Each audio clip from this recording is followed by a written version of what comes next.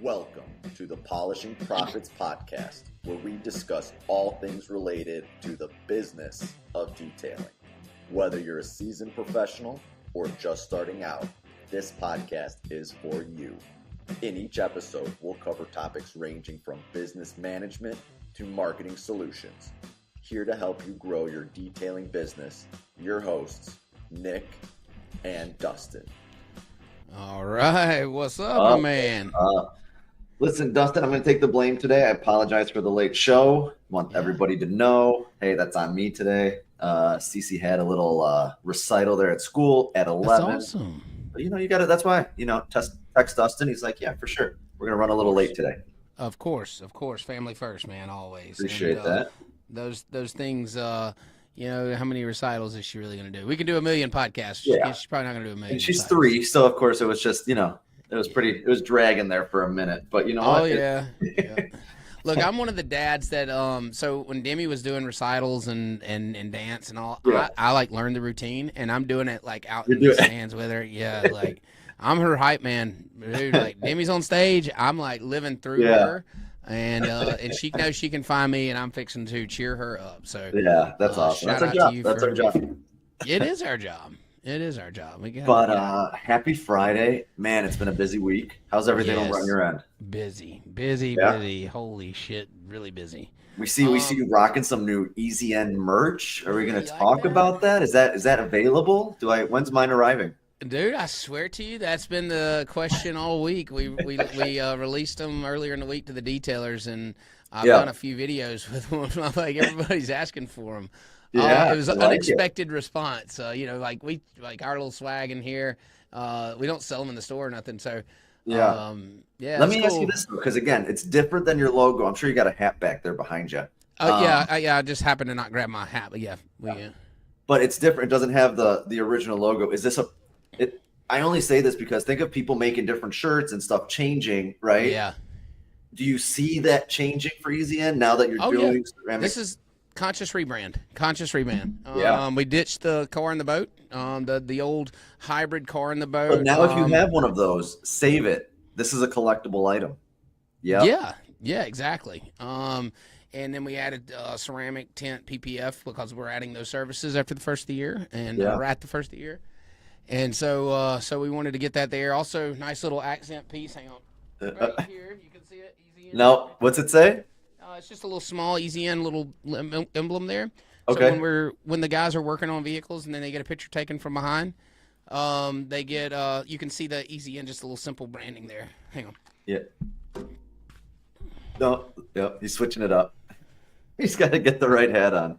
There you go. There you go. Now I'm in full uniform. So Now, Easy what End about? Let me brand. ask you this: the cross promotion, right? I think this is something where a lot of businesses would you put an IGL on the shoulder? Oh, You know what I absolutely. mean? Like, yeah.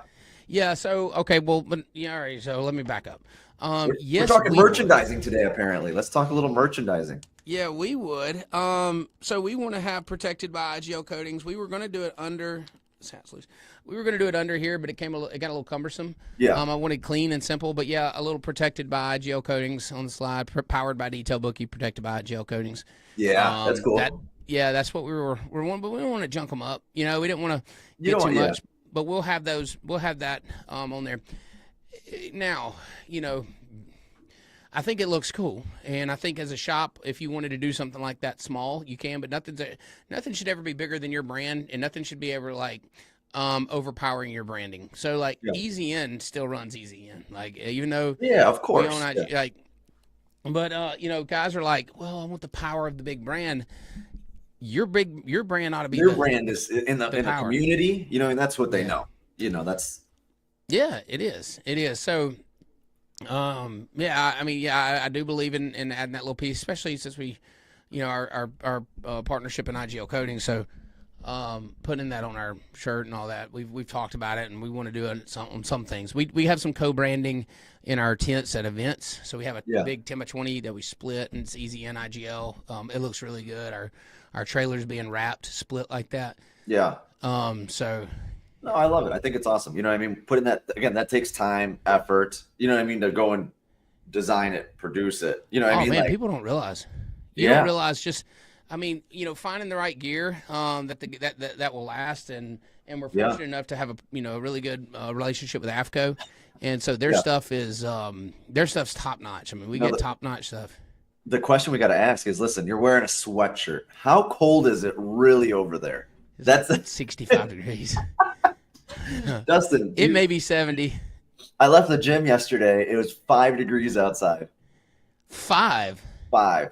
Yeah. No. We're getting cold up here. No, Yeah. I would die. And that's not even what the Under this sweatshirt, I have a compression shirt. I have another shirt, and then I have under my I have compression pants and the pants on. Yep.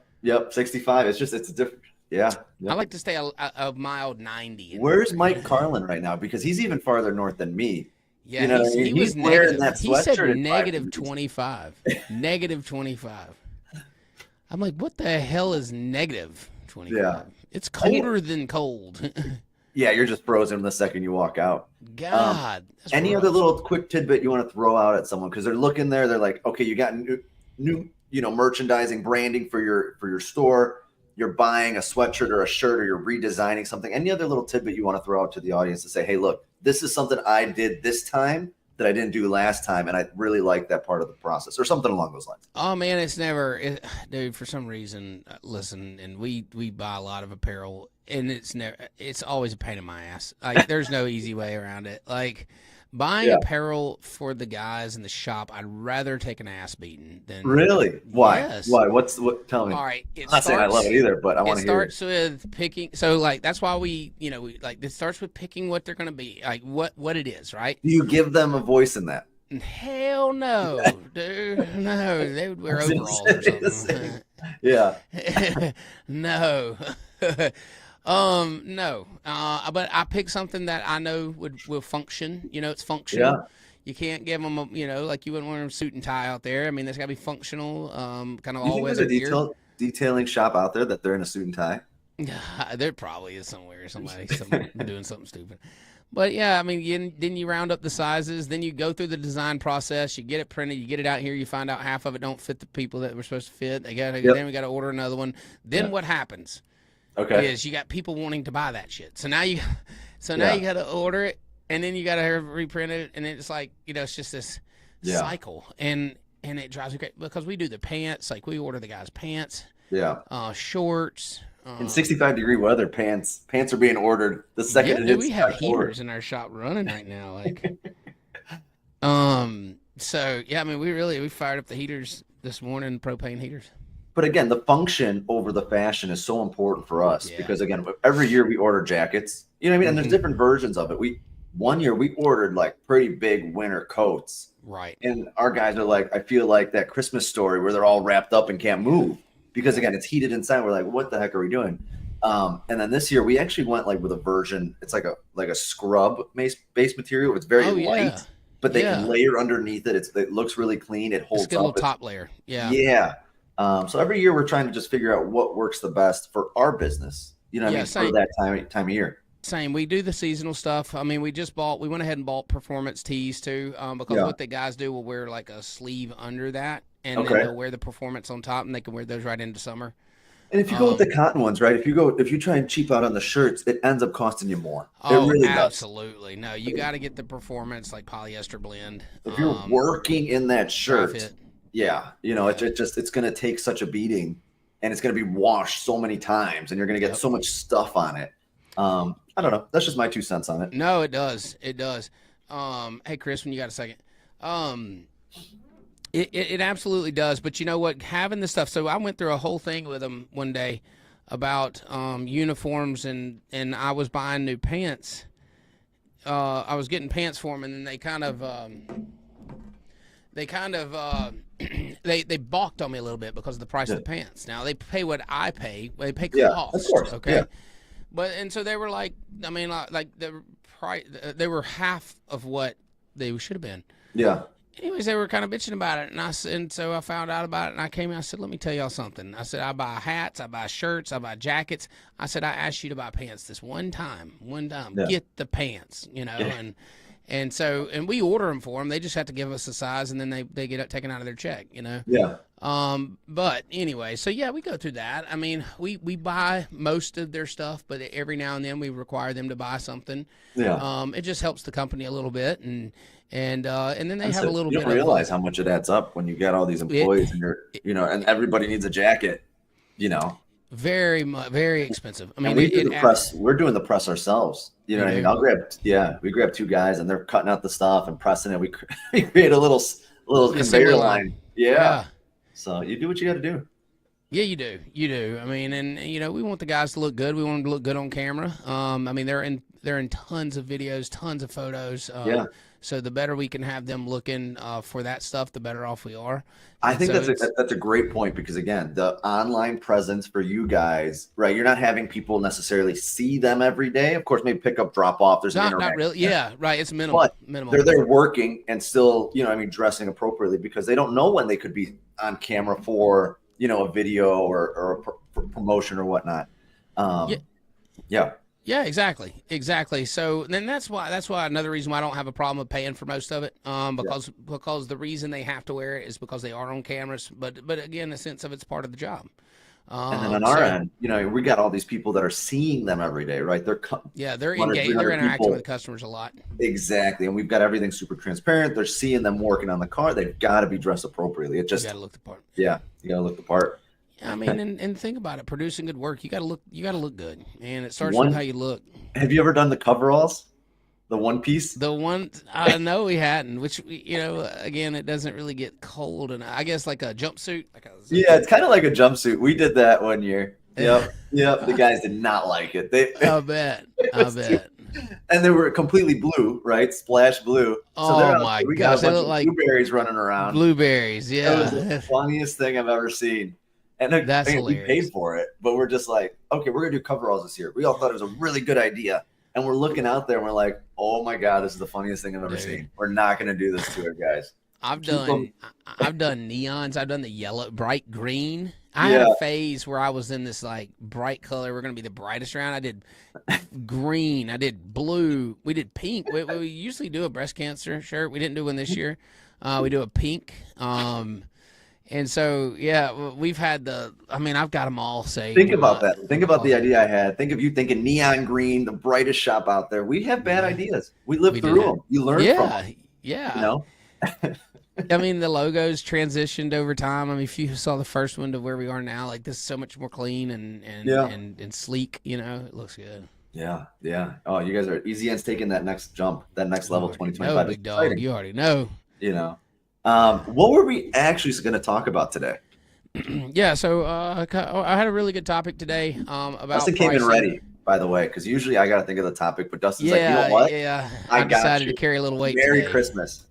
Billy has the dopest work shirts. Yeah, no kidding. He does. He got style for days, man. He's got style for days. You see Billy? Yeah, he's got the shirts in his picture there. Oh, he does, man. They always got cool shirts. Does he redesign them? Like a yearly thing? I don't know. I don't know if he does yearly. He does pretty often though. And then he always does them like when they go to events, when they travel together, he'd have new shirts made for that.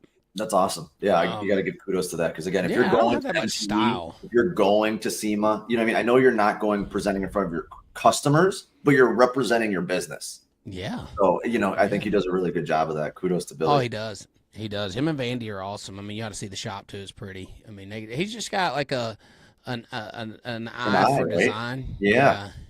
Oh, he designs every year. Redesigns every year. So, and they always look good. They look so good. Okay. Topic for the day. So a little incident happened yesterday on social media, and it's not little. An incident on social media. Right. Believe that or not. What, Dustin? And so I'm not going to name names on any of this. Okay, I'm just going to voice my opinion, as this should have been done yesterday. But there was somebody that owns a ceramic coating company that decided to screenshot another person's post. And the post was a promotion. He was promoting his detailing shop, and he was promoting it. It just happened to be IGL Coatings. It has nothing to do with that, by the way. If it would have been System X or Ceramic Pro, wouldn't have cared. I would have felt the same way. It just happened to be IGL. but the screenshot was of he was running a promotion, and I think the price was like starting at $450 for a 3 or 4 year coating, no correction, starting at. Okay. Yeah. So you'd have to assume that's your smallest car, then probably going to have to do a correction. So and they're going to be there with a plan of upselling. You know what I mean? Like, absolutely. And there was a bunch of exclusions in the ad. It wasn't just like ceramic coatings $450.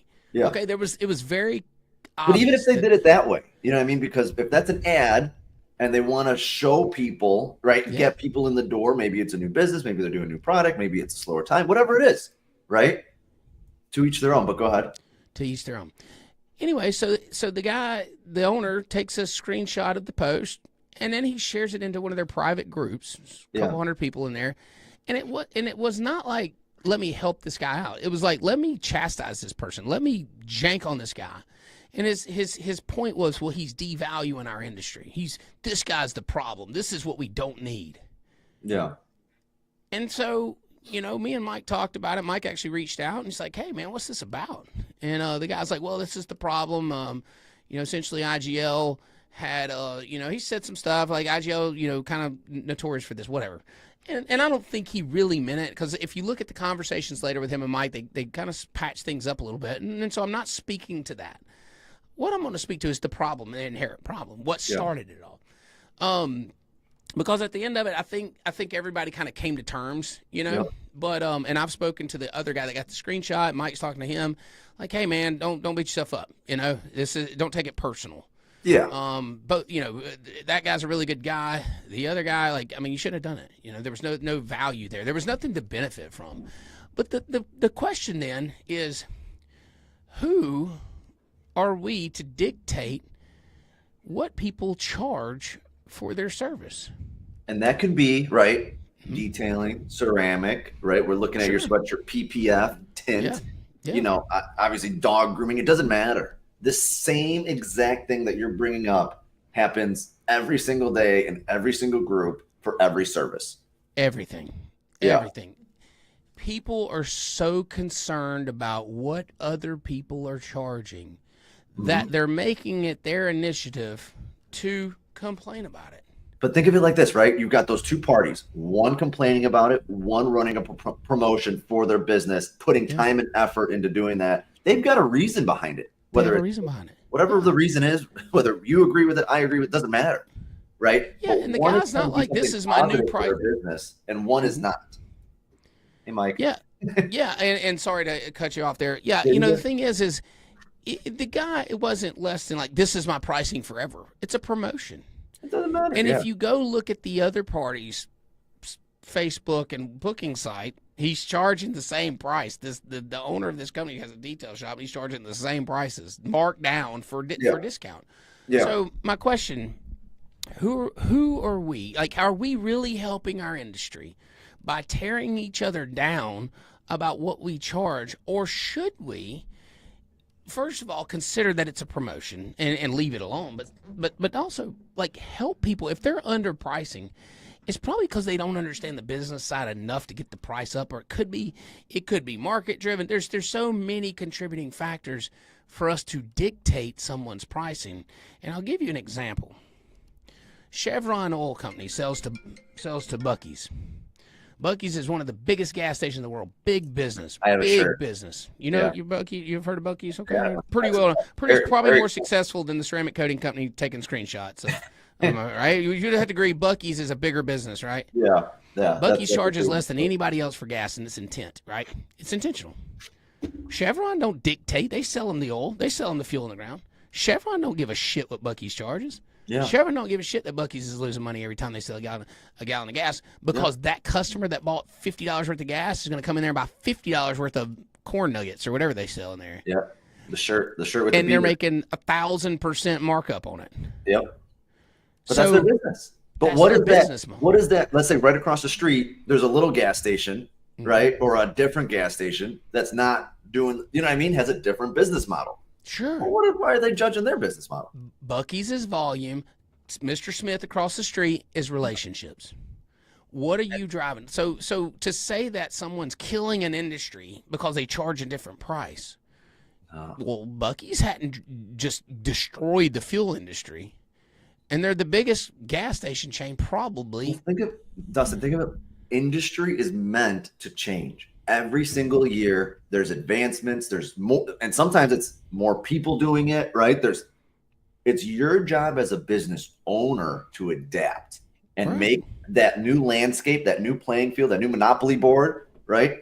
Figure out what you need to do to be successful and go through that process. But focusing on other businesses is not always, it's just not going to get you to where you want to be. Yeah, I'm going to tell you what I think it is. Tell me. So, I'm partners with Mike Carlin, and we bought IGL Coating. So now we are in the coating game. However, I've been in the coating game a long time. And I've heard, Ceramic Pro did it for years, and there was a lot of companies back, years ago that was trying to dictate pricing.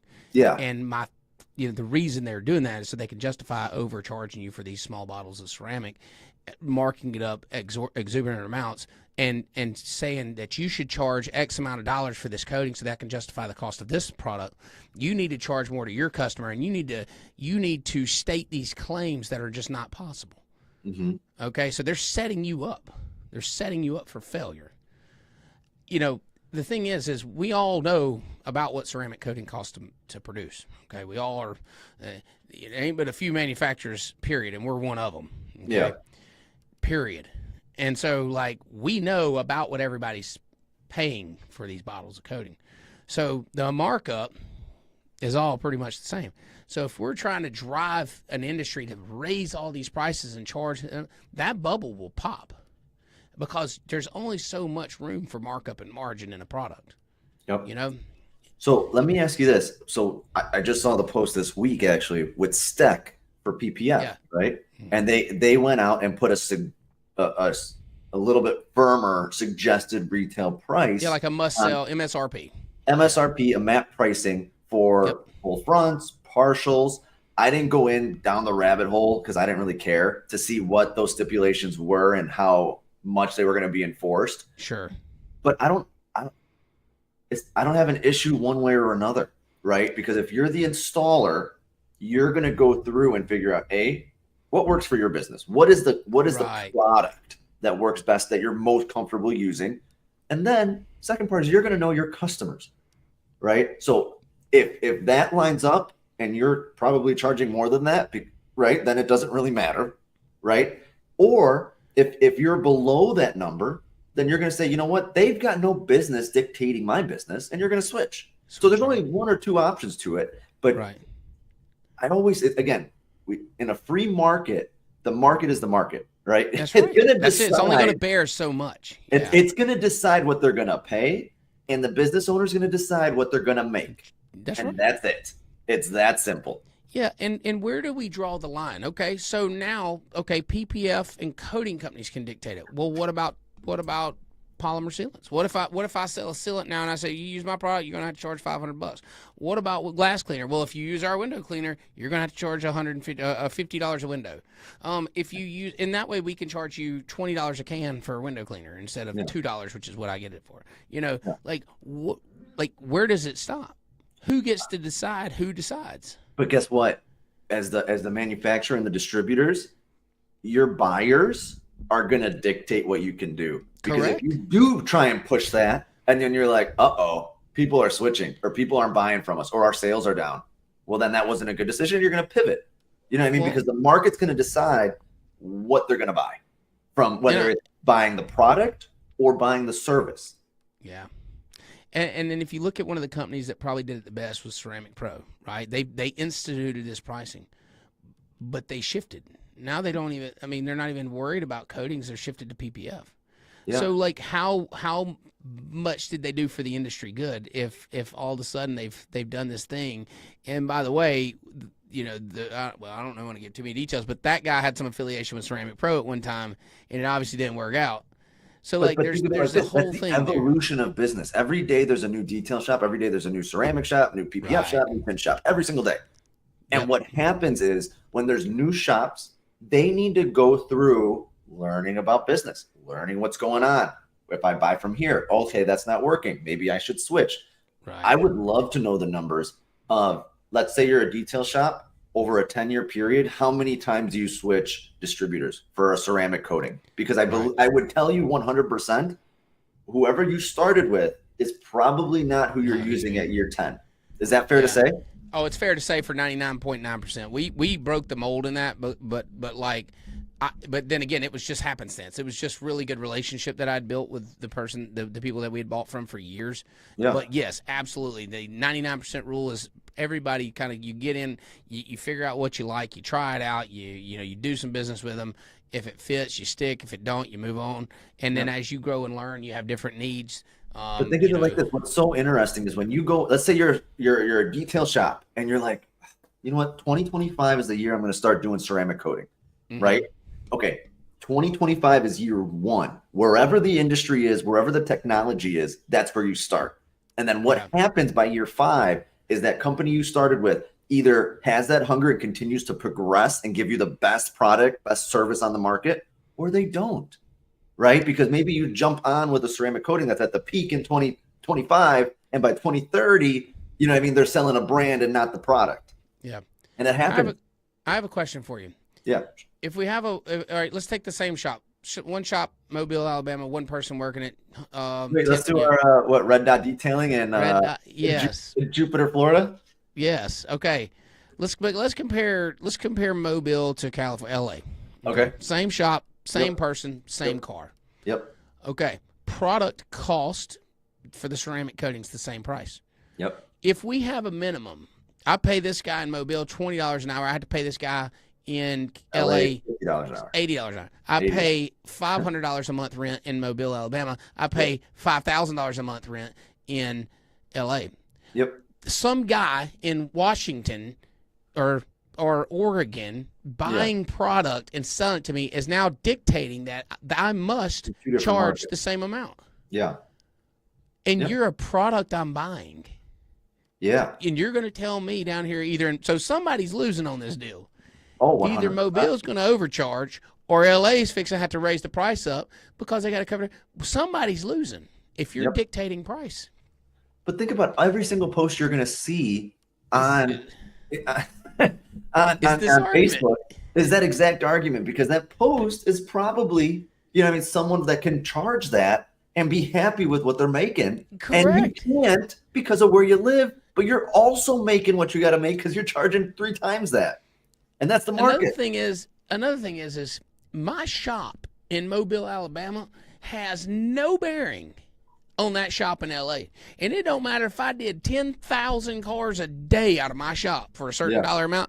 There is enough mileage between us shop and that shop, but we have no bearing on that shop. All that matters at the end of the month when you go through your books and you know your margin. What are you trying to have at the end of the day? You know what I mean? And then you decide everything you scale on top of that is the same margin. So now you increase your revenue, you keep the same margin, but now that profit can grow. It grows. That's how we do it. That's it. Business doesn't have to be that complicated, Dustin. No, it don't. And it's not our job to police it. It's not our job to police it. Now, we can recommend it. We want our detailers. Here's the thing about it. We want our customers to be successful and make money. If I see somebody making a post for an IGL installer, and they're losing money, and I'm like, hey, man, take a look at this. Let's talk about what it costs you. We'll talk through some numbers real quick and see if you're really making money with this. Well, no, I'm doing this because I got a fundraiser and blah, blah, blah. Okay, no problem. Do what you need to do. Yeah. But we don't want to listen. We need our customers to make money because they got to buy more product.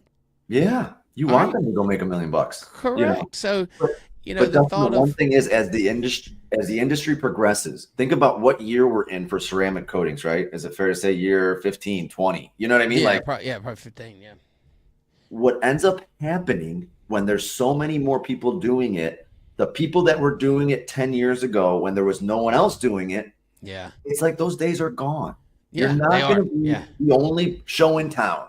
No. You know what I mean? I'm sorry to break it to you, and that's okay. But do you have the willpower and the business savvy to understand that and still dominate?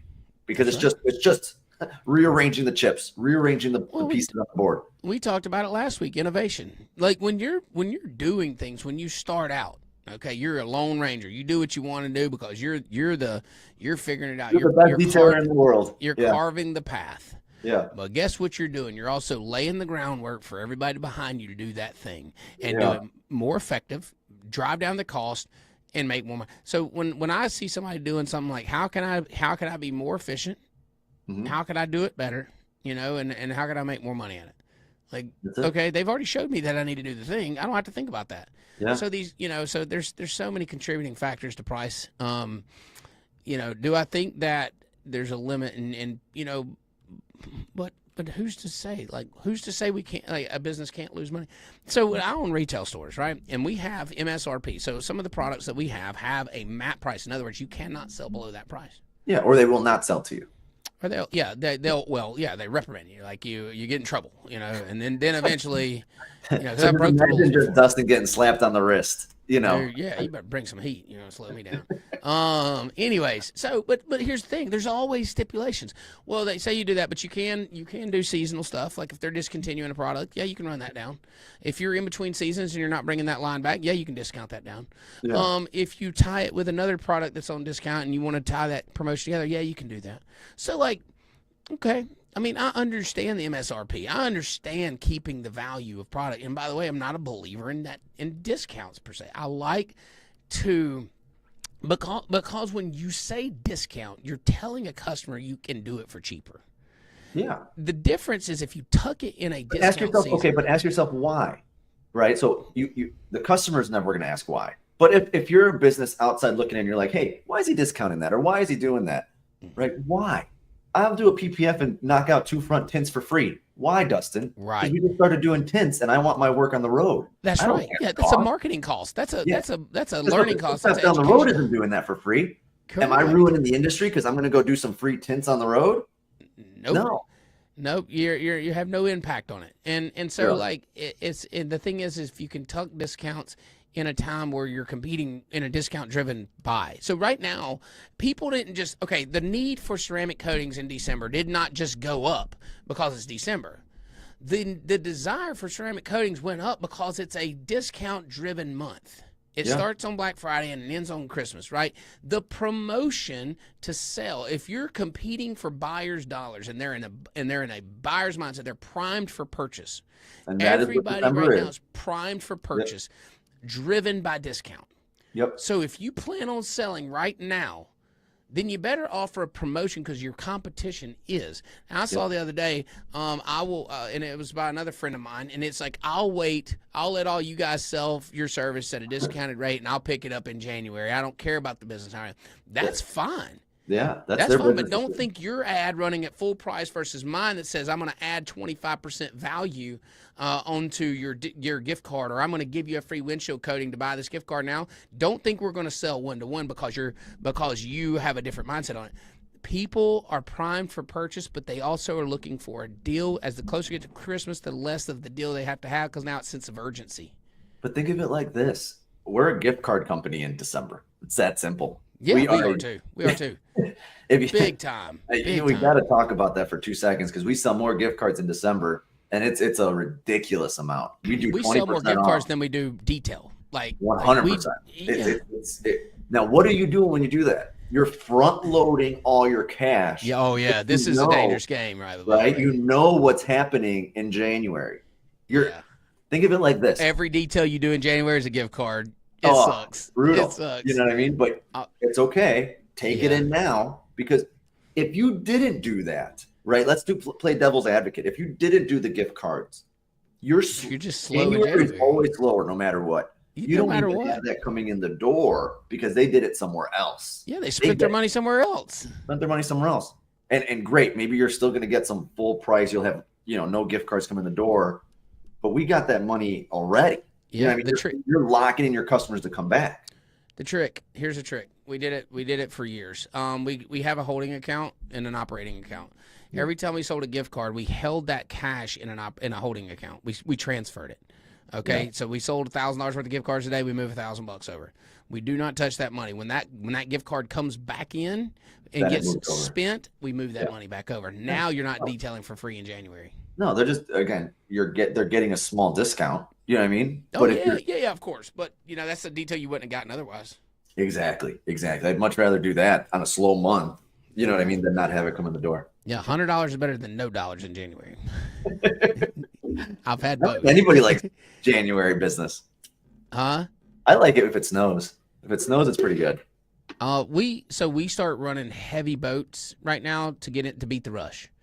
Okay. Beat the rush. Yeah, boats are only off season for like 3 No, they're in months. storage. They're in storage up here. They're in storage by you as well. They're not really. So I own storage yards that are full of boats, but it's not like what you think. We don't wrap the boats up. Like these boats are still coming and going. The Christmas present boats. You know what I mean? Just Dude, all wrapped up. Yeah. We had a boat parade last weekend in Satsuma, like a boat parade for Christmas. Yeah. Like so, the boats are still in use. You know, like they're not running every weekend. Like nobody. Like it's an off season. Dustin, 65. I think the boat's out in Chicago. I'm not taking my pontoon boat out right now, or my tri-toon, but I could. A good water's blanket not would get frozen over there. No, you know. No. So, you know, and listen, I think just to be clear, I think there's an equal argument. I do think that there is a standard that needs to be kept in an industry that helps keep the integrity of the industry. I think that, what does that mean? Nobody wants a race to the bottom, right? But quality service will always raise above the rest. Like, you don't necessarily, eventually, you don't want that customer at that, that's bargain shopping. No. That's nobody's goal in business, right, unless you've got a process that can handle that type of quantity and you're fine with that lower margin, right? So volume, the volume. But you would much rather be working on the type of customer that appreciates the service, wants the service, trusts your brand, has worked with you in the past.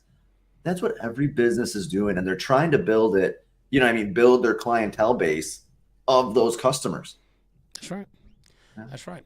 So, listen, at IGL, something Joel and Jeff had put into place for years and the team there, there's no minimums. They don't dictate your price. They don't dictate how much you order. They don't dictate are you the only product in their shop. They dictate your business.